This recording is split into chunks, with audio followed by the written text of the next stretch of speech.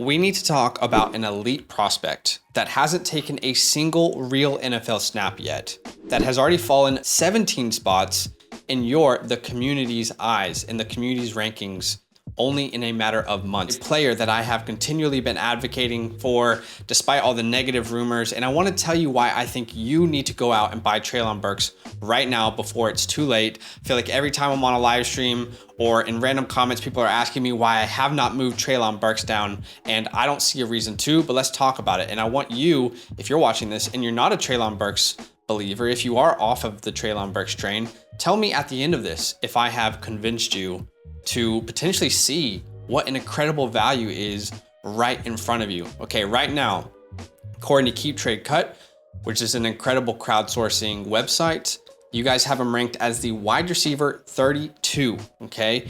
I currently have him ranked as my wide receiver 14 in Dynasty. And I tweeted out about Treylon Burks. Sometimes I tweet little threads or I'll do AMAs or whatever. So if you want to follow me at Zach Savage, you can see how it's spelled there. But again, I'm going to tell you why I feel like this is an incredible buy low opportunity for Treylon Burks, and I don't want you to miss out on this, okay? Let's talk about the camp and preseason dip. The dip in his value is incredible. And I understand that AJ Brown and Treylon Burks are not the same player. But in 2019, when AJ Brown was drafted, there were a lot of question marks in camp, rookie camp. He had some injuries. He was playing not exactly with the starters straight away. And that really helped his value dip as well because people were starting to doubt him. I'm going to show you some parallels here. And that impacted AJ Brown's dynasty value. And people who bought AJ Brown then were well rewarded. So let's talk about the Treylon dip. In May of 2022, you can see, according to the community, Treylon Burks was the wide receiver 15. Okay, now today, August 29th, 2022, he is the wide receiver 32. Gets drafted to a team that has clear needs at wide receiver. Opportunities are straight in front of him before he takes a single snap in the NFL, a real snap in the NFL. He has dropped 17 spots. So if everyone believed in Treylon, in May, how did we move off of him so fast? I want to throw out a theory here, and you can let me know in the comments below. Let me know if you think that I'm absolutely crazy for thinking this. But I was looking up the hypodermic effect, okay? And this is what I found on Google. The hypodermic effect, it suggests that the media injects its messages straight into the passive audience. This passive audience is immediately affected by these messages. The public essentially cannot escape from the media's influence and therefore is considered a sitting duck. Now, hear me out. What I'm not saying is that you, people who don't believe in Treylon Burks, are sitting ducks, but I don't think it's crazy to say that every time you log on Twitter or every time you hear someone talk about Treylon Burks, have you ever heard something positive? Typically, every day that you're looking at Dynasty football, fantasy football, if Treylon's name comes up, it has been negative. I do think that's had a pretty big impact on his value. And let me show you exactly what I'm talking about. I'm gonna show you a combination of generalized tweets on Treylon, as well as like some YouTube videos that I've made and the negative comments that I've got. And all of these tweets or comments are from May 14th, 2022 to August of 2022, okay? I did an advanced Twitter search to find some of this. Okay, so NBC Sports Edge tweets out that Treylon Burks is working with the second and third strings. This gets a lot of attention. It's on Sleeper, people are talking about it. Then you can see someone else who has a blue check mark. I'm not calling anyone out, but they put on their feed, Treylon is lining up wrong and running the wrong routes this summer after not being able to pass conditioning tests in spring. Seems to be well behind Bobby Trees, Robert Woods, Westbrook-Ikhine, and fellow rookie Kyle Phillips on their depth chart. So again, someone with a blue check mark, well known in this industry, is feeding you information that, hey, Treylon is probably not who you thought he was already. Now we have someone else, another blue check mark. Obviously still very early, but bad signs for Treylon.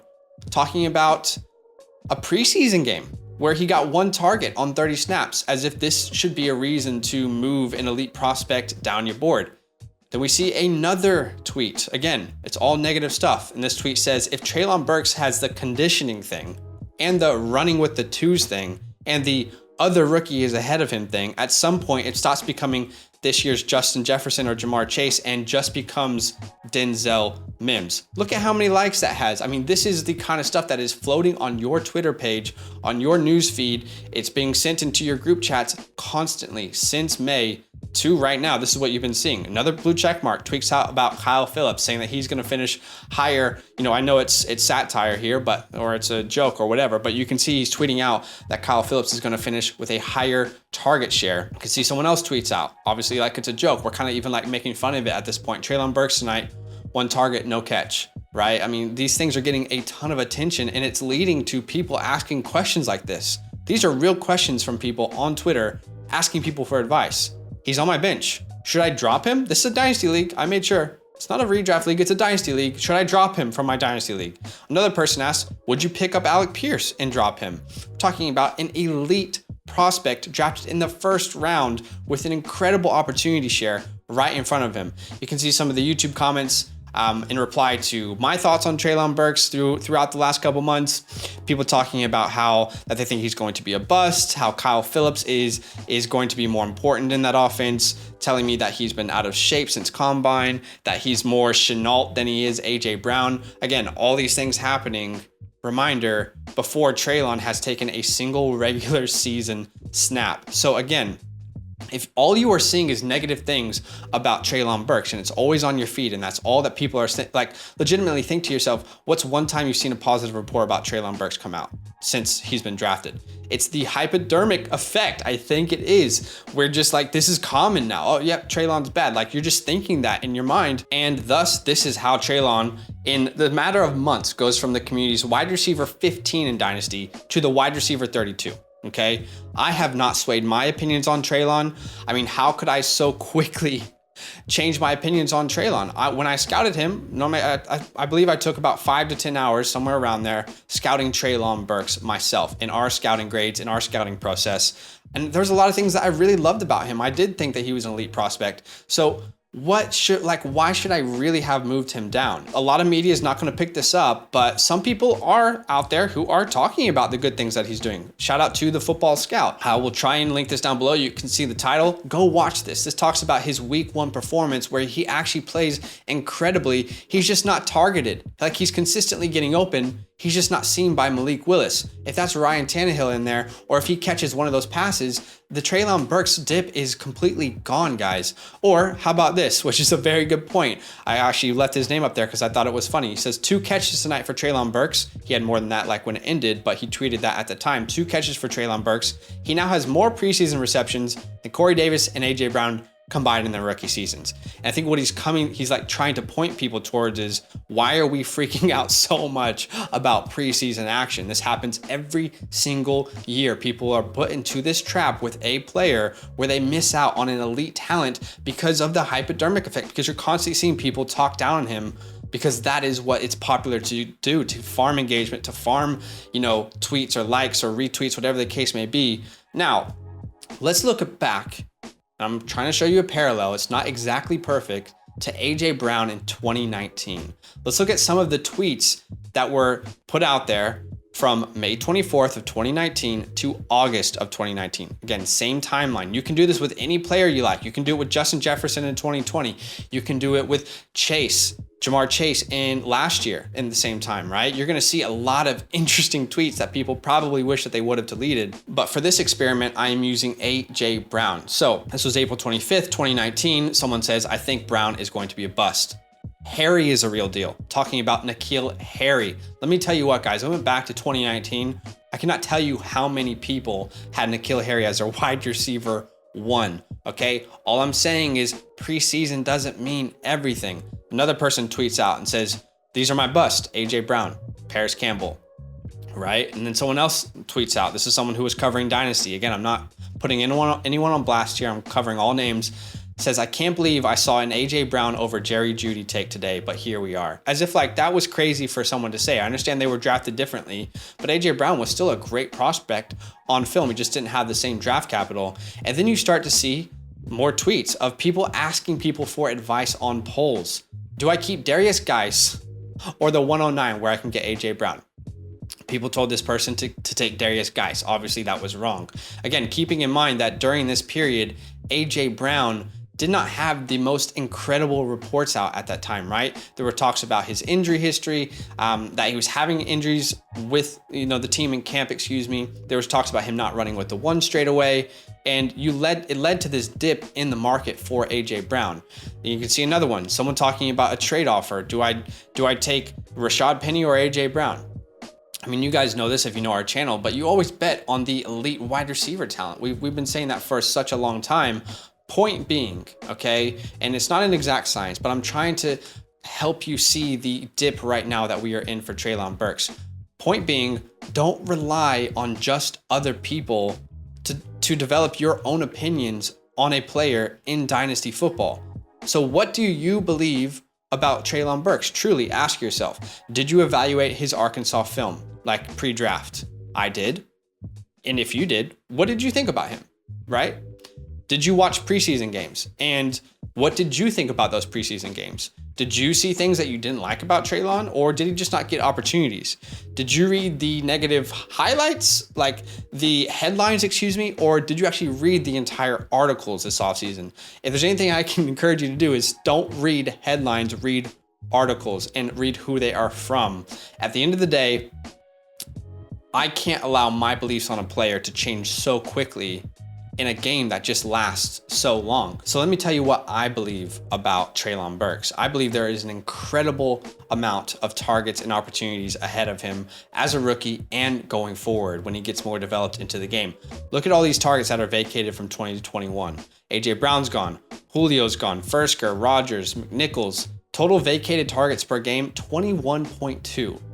You added Bobby Trees, Robert Woods, 30 years old, coming off of the ACL injury. You added Austin Hooper. That leaves, if they average what they had in their previous teams, which I don't think Robert Woods will get that many, but let's say that they do, that leaves 9.8 targets per game. How many other rookie wide receivers are stepping into such clear pathways? Truly, like, think about how many other guys are facing harder competition ahead of them. And then, not even an opportunity. Let's talk about what Treylon could actually be in the NFL. His skill set, his body type. To me, in the pre-draft process, my comp to him was AJ Brown. Now, I can imagine him being used in a ton of different ways in the NFL. I think guys like Debo and Cordero Patterson really opened up the floodgates for players like Treylon Burks to really be used in such creative ways and offenses in the NFL. The way that the offense has changed and guys have shown how successful that type of player can be.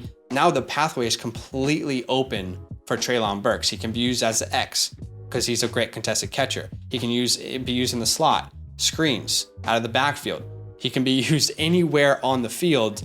And we're talking about a team that just a couple years ago had AJ Brown finish as a wide receiver 21 as a rookie. And I would argue with more competition ahead of him. So personally, I don't see why Treylon Burks can't have a good year this year. I understand that you guys are concerned about the conditioning. You're concerned about, the knick-knack injuries. You're concerned that he's not running with the ones exactly when you want him to be. But don't be surprised when we're in week 2, 3, 4, and he's already starting with the first team. And he could be a player who wins people championships, genuinely. Think about what Amon-Ra St. Brown did last year. Treylon Burks, it's very well within the possibility that he could be that player for people in redraft leagues this year, and he could skyrocket in Dynasty this time next year. Look at the players currently valued around him according to Keep Trade Cut. Mike Williams, Darnell Mooney, Gabe Davis, Keenan Allen, Brandon Ayuk. You have got to be kidding me, guys. The dip is at an all-time low. There's literally no risk. Obviously, Mike Williams, Darnell Mooney, good players, but you're not going to see Treylon Burks this low again for quite a while after this season. Next offseason, he will not be this cheap.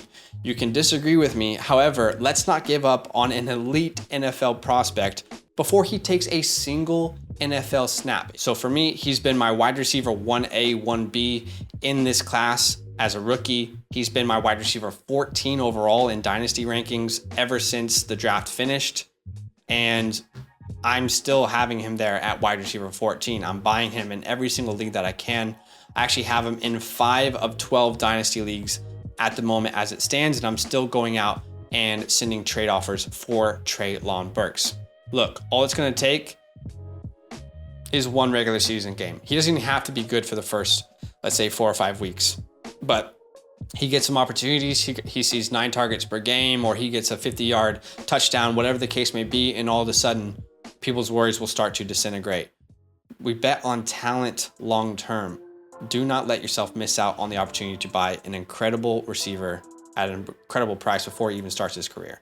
Why don't you comment down below? Let me know what you think about Treylon Burks and if you're buying the dip. Yo, what's good? Thanks for watching. We got a lot more videos. A lot more. If you want more videos. Watch it. You can also subscribe. Right now. If you want to. You need to. And lastly, don't forget that you can sign up to support the show and get exclusive content by going to patreon.com/fantasylandfam.